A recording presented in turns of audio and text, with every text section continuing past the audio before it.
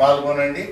అదేవిధంగా మరి మీకు స్నాక్స్ కూడా ఉంటాయి, బ్రేక్ఫాస్ట్ ఉంటుంది, టిఫిన్ ఉంటుంది, తర్వాత టీ స్నాక్స్ కూడా ఉంటాయి.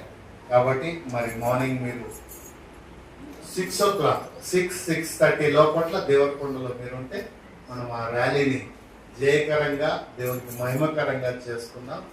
దయచేసి అందరూ పాల్గొనవలసిందిగా మనం చేస్తాం. Thank you.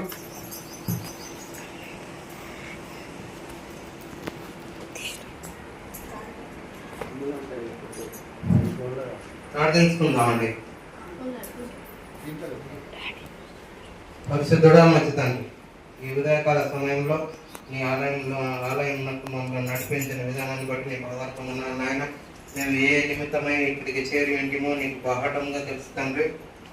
నాయన యేసుక్రీస్తు బలమైన నామాన అతి వినయంతో వేడుకొని ప్రార్థిస్తున్నాం తండ్రి. Amen. Okay, thank you sir.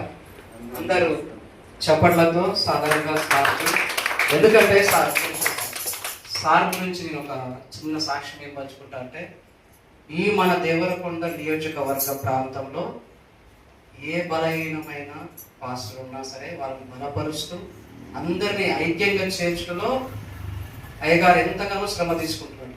అందరినీ ఐక్యపరచాలి, అందరూ బలంగా ఎదగాలి, క్రీస్తులో బలంగా ఎదగాలి. కాబట్టి ఏ ప్రణాళిక